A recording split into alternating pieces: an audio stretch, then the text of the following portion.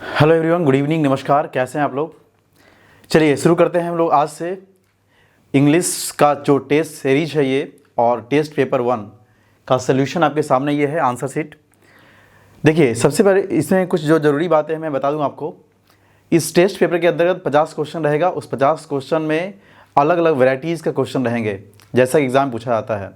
हालांकि आप आजकल जितने भी एग्ज़ाम हो रहे हैं, CGL, HSL, CPO की अगर बात छोड़ दी जाए तो लगभग हर जगह 25 क्वेश्चन पूछता है। लेकिन मैं फिर भी अपने इस टेस्ट पेपर में, टेस्ट सीरीज में आपको हर दिन 50 क्वेश्चन ही दूंगा, और ये 50 क्वेश्चन का कंप्लीट टेस्ट रहेगा।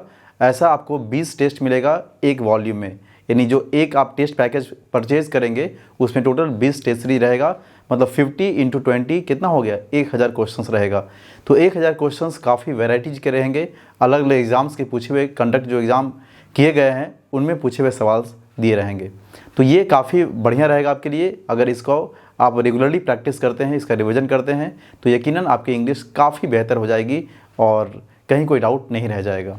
ठीक है, तो चलिए सबसे पहले आप लोगों को हर दिन इस ढंग से यहाँ पे आपको हमारे बोर्ड पे आंसर शीट यानी इसका पूरा का पूरा मिल जाएगा। हो सकता है कि कहीं जैसे आंसर लिखने वगैरह एक आध दो कहीं मिस्टेक्स हो जाए, तो फिर जब मैं इसका डिस्कशन करूँगा तो वहाँ देख लीजिएगा। इसके बावजूद अगर कोई डाउट हो आपको तो आप हमें ज़रूर आप क्वेश्चन पूछ लीजिएगा, ताकि फिर ये डाउट क्लियर हो जाए। क्योंकि देखिए, ये ह्यूमन एरर हो सकता है, जैसे अभी कहीं ए की बजाय बी लिखा गया, कैसे मान लिया जैसा होता है। तो इसलिए मैंने पहले ही आपको आगाह कर दिया कि अगर ऐसा कोई डाउट होता है तो ज़रूर आप हमसे बेझिझक पूछिएगा। ठीक है, चलिए तो शुरू करते हैं हम लोग आज के सेशन को। ये आपके सामने, इसको नोट कर लीजिए आप लोग। ठीक है, देखिए सवाल जो है इसमें हम लोगों को सबसे अधिक जो फोकस करना है वो फोकस करना है लैंग्वेज सेक्शन पे, है ना, वोकैब पे फोकस करना है। क्योंकि एग्ज़ाम में जहाँ तक क्वेश्चंस आप लोग देखते होंगे, अक्सर प्रॉब्लम जो होता है वो यही सब सेक्शन में होता है कि आप लोग या तो क्वेश्चन को स्कैप कर देते हैं, या दूसरी बात क्वेश्चन अगर टच भी किए तो उसको बढ़िया से पढ़ते नहीं हैं। तो ये सब गलती नहीं करना है, राइट। चलिए, क्वेश्चन नंबर 1 से 5 जो दिया हुआ है वो क्या दिया था, देखिए ध्यान से। क्वेश्चन नंबर 1 से 5 जो है वो आपको देना है यहाँ पे सेंटेंस इम्प्रूवमेंट। और जहाँ तक सेंटेंस इम्प्रूवमेंट की अगर बात की जाए तो सेंटेंस इम्प्रूवमेंट का जो सवाल होता है वो क्या होता है, उसमें से क्वेश्चन का किसी एक पार्ट को अंडरलाइन कर देगा, इटैलिक कर देगा, है ना, और उसी में से आपको आंसर सही चुनना है कि उसका एग्जैक्टली सही आंसर क्या होना चाहिए। ठीक है, तो आइए देखते हैं हम लोग क्वेश्चन नंबर 1 को। क्वेश्चन नंबर 1 में कह रहा था, to get into the building I will disguise as reporter. देखिए, आप जानते होंगे कि जब डिस्गाइज की बात करता है तो इस डिस्गाइज के साथ क्या आता है? रिफ्लेक्सिव प्रोनाउन आता है। क्या आता है? Reflexive pronoun. और ऐसा एक नहीं, ऐसे बहुत सारे वर्ब्स होते हैं, जैसे मैं बता दूं आपको, इंट्रोड्यूस, जब ये सब वर्ब का काम करेगा, प्रेजेंट, एब्सेंट, रिज़ाइन, है ना, ये सब जब वर्ब का काम करेगा, प्रोस्ट्रेट, ऐसा एक नहीं, ऐसा तमाम वर्ब्स हैं। तो जब ये सब काम करेगा वर्ब के तौर पर, यहाँ देखिए प्रेजेंट और एब्सेंट ये एडजेक्टिव भी होता है, लेकिन मैं क्या कर रहा हूँ यहाँ पे, वर्ब कह रहा हूँ। तो इन सब के साथ भी क्या आता है? रिफ्लेक्सिव प्रोनाउन आता है। क्या आता है? Reflexive pronoun. कब? जब इसके बाद कोई ऑब्जेक्ट मौजूद ना हो तब। ठीक है, ध्यान रखिएगा। जैसे बोलते हैं आई इंट्रोड्यूस माई सेल्फ, लेकिन फिर क्या बोलेंगे? He introduced to me before his friend, ऐसा कर सकते हैं। तो वहाँ पे जो ऑब्जेक्ट रहेगा तो फिर वहाँ पे रिफ्लेक्सिव का यूज़ नहीं करेंगे, लेकिन जब ऑब्जेक्ट नहीं रहेगा तो आप रिफ्लेक्सिव का यूज़ कर सकते हैं। तो ये सब ध्यान रखिएगा आप लोग। ठीक है, तो इस हिसाब से आपका सही आंसर क्या हो गया? C नंबर हो जाएगा, डिस्गाइज के बाद हिमसेल्फ। चलिए, आंसर तो पहले आपके पास मौजूद है he denied that he had not force my signature. देखिए, आप जानते हैं कि जब डिनाई की बात करेंगे तो डिनाई का मतलब क्या होता है? इनकार करना होता है। यानी सच बातों को जब मानने से कोई व्यक्ति इनकार कर लेता है तो उसके लिए हम लोग डिनाई का यूज़ करते हैं, है ना। डिनाई का मतलब सच मानने से क्या करना? इनकार करना। जबकि रिफ्यूज़ की जहाँ तक बात करते हैं तो रिफ्यूज़ का मतलब होता है किसी चीज़ को मना करना, रिफ्यूज़ करना। ठीक है, तो यहाँ लिखा he denied that he had not forced. तो जब ये इनकार करना सच मानने से, इसका मतलब पहले से नेगेटिव वर्ड है, तो क्या इस डिनाई के साथ फिर आगे कभी भी नॉट या ऐसा कुछ पॉसिबल है क्या? बोलिए, नहीं, बिल्कुल नहीं। क्यों? क्योंकि डबल नेगेटिव एडवर्ब्स जो होते हैं कभी एक साथ यूज़ नहीं करते। वो कैसे? जैसे, और मैं कह दूं यहाँ पे, अगर हार्डली दिया रहता, अगर नेवर दिया होता, ठीक है, ऐसे तमाम सेल्डम दिया होता, तो क्या इन सब के साथ कभी आप नोट लगाते? क्या नहीं लगाते। तो कॉन्सेप्ट क्या हो गया हमारा? कॉन्सेप्ट हो गया कि कभी भी डबल नेगेटिव वर्ड्स यानी दो नेगेटिव एडवर्ब्स जो होते हैं वो एक साथ कभी यूज़ नहीं किए जाते, क्योंकि दोनों का मतलब फिर नेगेटिव हो जाएगा। ठीक है, ध्यान रखिएगा आप लोग। ऐसे बहुत तमाम तरह के वर्ड हो जाएंगे। चलिए आगे देखिए, क्वेश्चन नंबर 3 देखिए क्या कह रहा है। क्वेश्चन नंबर 3 में था दिया हुआ कंडीशन का क्वेश्चन था ये। आप जानते होंगे कंडीशन, जहाँ तक कंडीशन की अगर बात किया जाए तो वहाँ पे 2-3 कंडीशन आपको हमेशा ध्यान रखना होता है। ठीक है, जैसे मैं यहाँ बता दूँ आपको, जैसे इफ़ सब्जेक्ट हैड और V3, यानी ये इफ़ क्लाउज में अगर सब्जेक्ट के बाद हैड V3 दिया रहेगा तो जो अगला क्लाउज है वो क्या होता है बताइए। तो आप बिल्कुल जानते होंगे कि अगले क्लाउज में हम लोग क्या यूज़ करेंगे। अगर यहाँ पे हैड दिया है तो फिर अगले क्लाउज में क्या होगा, subject plus would have plus V3 और ऑब्जेक्ट। यहाँ हैड दिया होता है तो यहाँ पे फिर वुड हैव का यूज़ करते हैं। ठीक है, इस क्लाउज को आप इन्वर्जन के तौर पे भी लिख सकते हैं, subject had plus subject plus V3। Inversion कहने का मतलब ये हुआ कि जो इफ़ क्लाउज दिया हुआ है वहाँ पे आप इफ़ को हटा करके केवल आप हैड से भी शुरुआत कर सकते हैं, यानी हैड को लिख सकते हैं। तो जब हैड को लिखेंगे तो भी अगला क्लाउज क्या होगा, ऐसा ही रहेगा। इसको हम इन्वर्जन बोलते हैं। इन्वर्जन का मतलब होता है पुटिंग द सब्जेक्ट, है ना, या putting the verb before the subject. Verb का पोजीशन जब सब्जेक्ट के पहले होता है उसे हम इन्वर्जन कहते हैं, राइट। चलिए तो ये ध्यान रखिएगा। तो इसका सही आंसर क्या हो जाएगा आपका, नो इम्प्रूवमेंट, डी नंबर। इस ढंग से एक दो कंडीशन और होता है, मैं लिख देता हूँ यहाँ पे, ध्यान रखिएगा। जैसे इफ़ के साथ अगर सब्जेक्ट और सिंपल पास्ट दिया रहेगा, ठीक है, या इसको हम ऐसे भी लिख सकते हैं, इफ़ के साथ सब्जेक्ट और अगर वर दिया रहेगा, वर रहेगा तो कोई ना कोई नाउन रहेगा, यहाँ पे वर्ब है तो ऑब्जेक्ट रहेगा। हम इस वाले टर्म को ऐसे भी लिख सकते हैं, कैसे, वर प्लस सब्जेक्ट प्लस नाउन। ठीक है, ये कंडीशन, इफ़ को हमने हटा दिया, रिप्लेस कर दिया। तो अगला जो क्लाउज होता है उस क्लाउज में आप क्या करेंगे, वुड का यूज़ करेंगे, would plus V1 plus object. तो ये ध्यान रखिएगा आप लोग, ऐसा कुछ कंडीशन होता है। ठीक है, वैसे कभी आपको हम सेशन देंगे कंडीशनल सेंटेंस पे। कंडीशनल सेंटेंस भी बहुत महत्वपूर्ण सब टॉपिक है, ये पूरा कंप्लीट टॉपिक इसको नहीं कह सकते, सब टॉपिक है जिसे हम लोग टाइम टेंस के अंतर्गत पढ़ते हैं। ठीक है, तो हम लोग कभी आगे चर्चा करेंगे, फिलहाल इतना ध्यान रखिएगा आप लोग। चलिए क्वेश्चन नंबर 4 देखिए। तो 3 का आंसर क्या हो गया, नो इम्प्रूवमेंट। फिर कह रहा है since the records are missing, चूँकि रिकॉर्ड्स क्या है, मिसिंग है।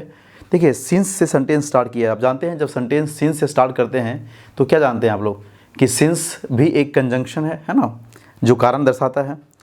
The possibility of paying more than one compensation for the same piece of land can not be ruled aside. ठीक है, चूँकि आपके रिकॉर्ड मिस हो गए, रिकॉर्ड जो थे उस लैंड के जो रिकॉर्ड्स थे वो मिस हो गए, तो मिस होने के बाद क्या मतलब आपके पास किसी भी लैंड को लेकर के दावा करने का क्या है, आपके पास जो दावा कर सकते हैं कि वो लैंड मेरा ही है, यानी कि आप ऐसा नहीं कर सकते। तो यहाँ इसका जो मतलब दिया है वो मीनिंग यहाँ पे फ्रेज है दिया हुआ रूल्ड, तो रूल्ड के साथ यहाँ आउट लगा लीजिएगा। रूल्ड आउट का मतलब होता है हावी होना, ठीक है, या क्लेम करना भी कह सकते हैं, डोमिनेंट होने के अर्थ में होता है रूल्ड आउट।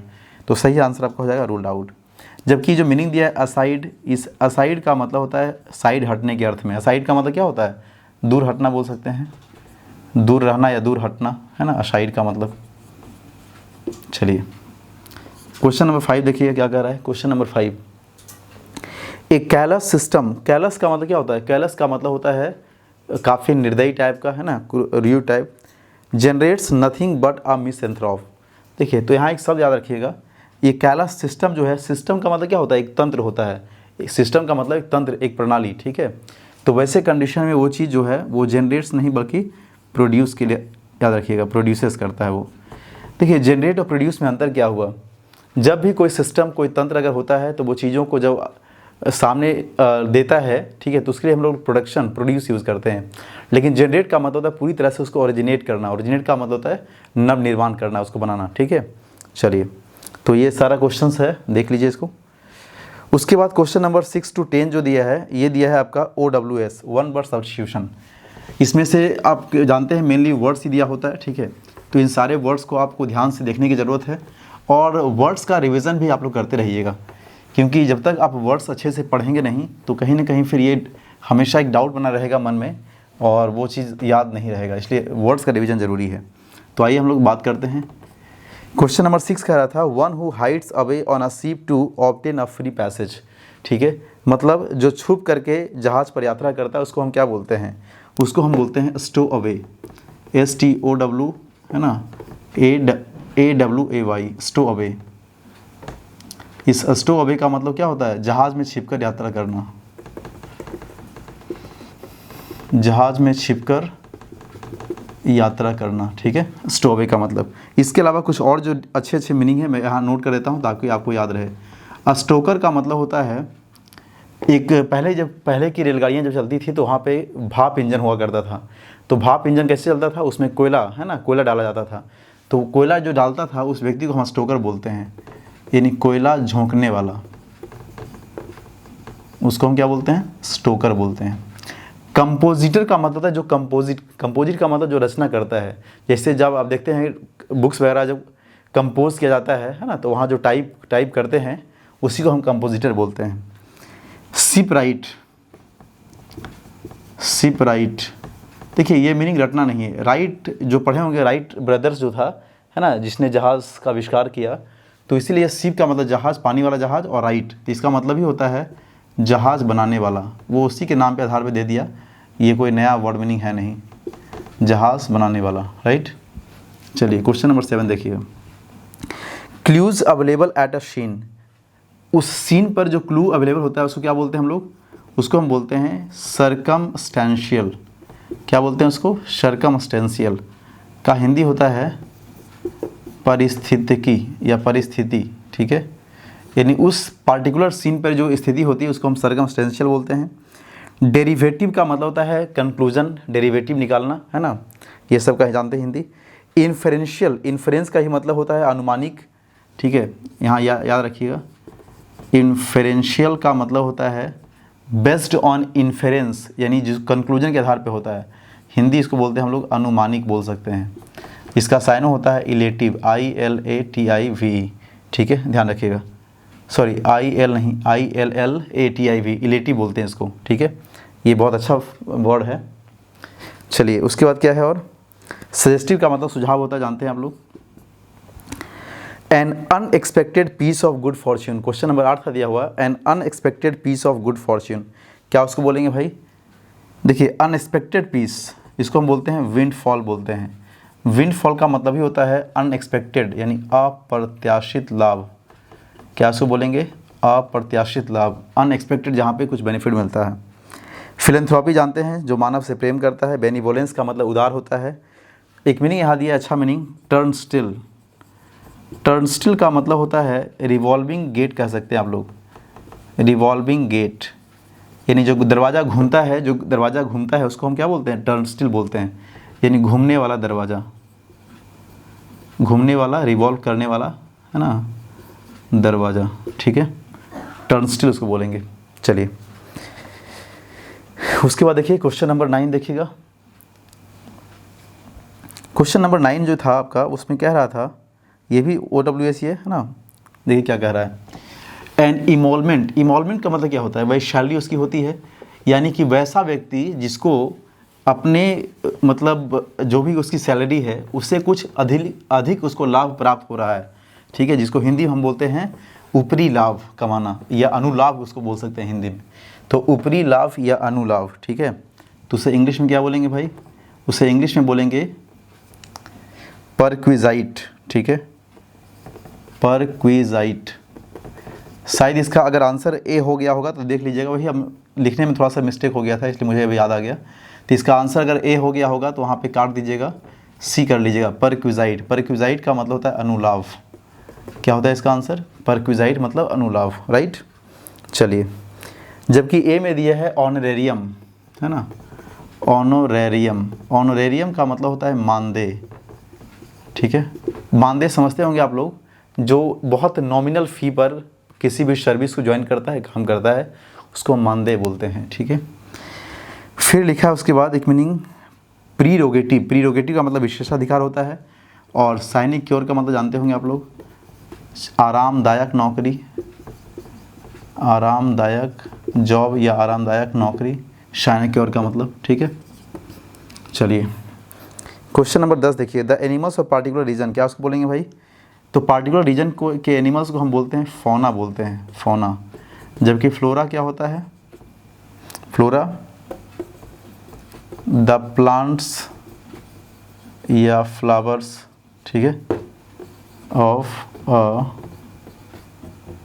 पार्टिकुलर रीजन, किसी विशेष रीजन की जो प्लांट्स या फ्लावर्स होती है उसको हम फ्लोरा बोलते हैं।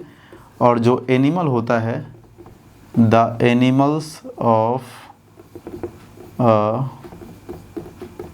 पार्टिकुलर रीजन, उसको क्या बोलेंगे? फौना बोलेंगे। तो किसी पार्टिकुलर रीजन के एनिमल्स को फौना बोलते हैं और किसी पार्टिकुलर रीजन के फ्लावर्स या प्लांट्स को हम फ्लोरा बोलते हैं, राइट। चलिए तो ध्यान रखिएगा। तो ये जो था आपका, ये था OWS, इसमें से कुछ इंपॉर्टेंट वर्ड्स को हमने यहाँ पे नोट किए हैं, इसको ध्यान रखिएगा, ठीक है। अगर मैंने कहा ना कि कभी अगर ऐसा ऑप्शन लिखने में मिस्टेक हो जाया करे तो आप उसको थोड़ा देख लीजिएगा और आप पूछ भी लीजिएगा दोबारा, ठीक है। चलिए आगे जो दिया है मीनिंग वो आपको एंटोनिम दिया है, ठीक है। तो आइए हम लोग देखते हैं आगे एंटोनिम्स को।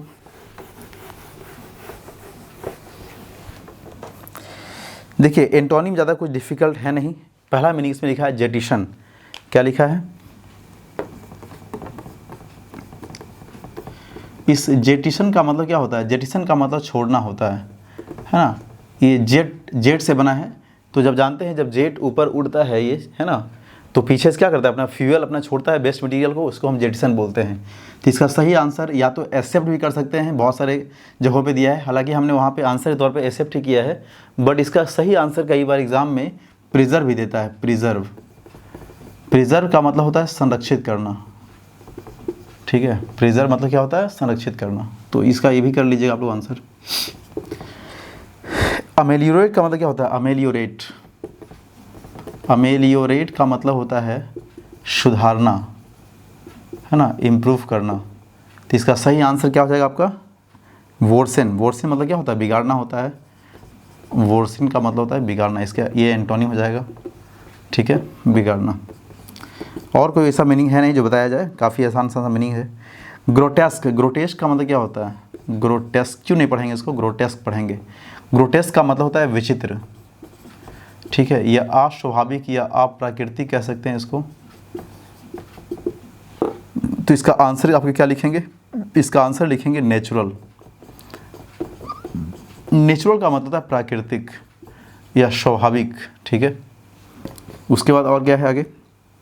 डिवियस। डिवियस का मतलब पढ़े होंगे आप चक्करदार या घुमावदार, चक्करदार या घुमावदार, डिवियस का मतलब। तो इसका जो सिनोनिम हो जाएगा, एंटोनिम हो जाएगा, क्या हो जाएगा? Straight, STRAIGHT। स्ट्रेट का मतलब क्या होता है?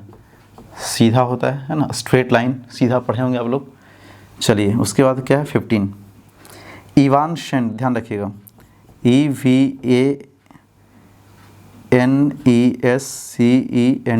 इवानसेंट, ठीक है। तो इसका मतलब क्या होता है भाई? टेम्पोरेरी होता है, क्षणिक। तो इसका अपोजिट क्या हो जाएगा? इसका अपोजिट हो जाएगा परमानेंट, ठीक है। परमानेंट का मतलब क्षणिक, अस्थायी कह सकते हैं इसको। तो ये था आपका एंटोनिम, राइट। चलिए तो ये सब मीनिंग को देखते आइएगा, याद भी करते आइए, कोई दिक्कत है नहीं। ये सब में काफ़ी आसान सा ये सब वर्ड्स दिए रहते हैं। आगे जो मीनिंग दिया है वो सिनोनिम है, और सिनोनिम भी काफ़ी आसान है, ज़्यादा कोई डिफ़िकल्ट है नहीं, ठीक है। हमेशा क्या करना है आप लोगों को? कुछ नहीं करना है, केवल मीनिंग को रिवीजन करते रहना है, ज़्यादा कुछ करने की ज़रूरत है नहीं। बार बार पढ़ते रहने से सारे के सारे वर्ड्स जो है आपको याद हो जाएगा, ठीक है। चलिए क्वेश्चन नंबर 16 देखिएगा। अगला जो मीनिंग है वो क्या लिखा हुआ है? डिबेकल। आप जानते हैं डिबेकल का मतलब क्या होता है भाई? डिबेकल मतलब होता है पतन। इसका सिनोनिम अगर पूछा जाए तो आप इसको डिक्लाइन भी कर सकते हैं। तो यहाँ क्या दिया है आपका? यहाँ जो मीनिंग दिया है इसमें डिक्लाइन तो दिया है, लेकिन यहाँ पे आंसर आप डिक्लाइन, देखिए डिबेकल मतलब पतन होता है, लेकिन यहाँ डिक्लाइन भी दे दिया है, जबकि ये यहाँ बेहतर आंसर नहीं होगा। यहाँ क्या हो जाएगा इसका? डाउनफॉल। अब बोलिए अब ऐसे कैसे सर? देखिए बहुत मामूली अंतर है। डिबेकल का मतलब होता है किसी भी, आप क्या कर सकते हैं, स्पेशली पर्सन के रूप में, ठीक है। तो जब आदमी, जैसे मान चलिए कि कोई आदमी के पास 10 करोड़ का संपत्ति है, ठीक है, ऐसा मान लेते हैं, अब वो आदमी धीरे धीरे डिग्रेड करके काफ़ी कम पोजीशन पे आ गया। तो वैसे कंडीशन में हम क्या बोल रहे हैं, उसको डाउनफॉल हो रहा है, मतलब उसका डिवेकल हो रहा है। तो किसी की व्यक्ति की संपत्ति का पतन होना, ठीक है, उसके लिए डिवेकल यूज़ करते हैं, यानी डाउनफॉल यूज़ करते हैं कि आदमी का पतन हो रहा है। लेकिन डिक्लाइन का मतलब होता है, डिक्लाइन के साथ जब प्रीपोजिशन इन लगाते हैं हम लोग, देखिए डिक्लाइन इन और डिक्लाइन ऑफ, ठीक है। तो डिक्लाइन इन और ऑफ ध्यान रखिएगा। तो डिक्लाइन ऑफ जब हम यूज़ करते हैं तो किसका पतन होता है, एक साम्राज्य पतन और एक होता है नैतिक पतन, ठीक है। तो ये हम लोग ध्यान रखिएगा। उसके बाद देखिए अब एक यहाँ मीनिंग दिया है, इसमें क्या दिया है, डी जनरेट। तो डी जनरेट का जो मतलब होता है, यहाँ जो मीनिंग दिया है DEGENERATION, ये आदमी का होता है अपभ्रष्ट होना। अपभ्रष्ट का मतलब, अपभ्रष्ट कहने का मतलब होता है किसी व्यक्ति का नैतिक पतन होना, चारित्रिक पतन होना। उसके लिए हम लोग यूज़ करते हैं डीजेनरेट शब्द, ठीक है। तो चलिए ध्यान रखिएगा। वैसे इसका आंसर डाउनफॉल हो जाएगा। ऑस्ट्रासाइज, आप जानते हैं ऑस्ट्रासाइज का मतलब, ऑस्ट्रासाइज का मतलब तो किसी को होता है बैन कर देना, बैनिश, ठीक है। आप बोल सकते हैं उसको बैनिश कर देना, प्रतिबंधित कर देना, निकाल देना, प्रतिबंधित, या समाज से उसको क्या करना, बहिष्कृत कर देना, ठीक है।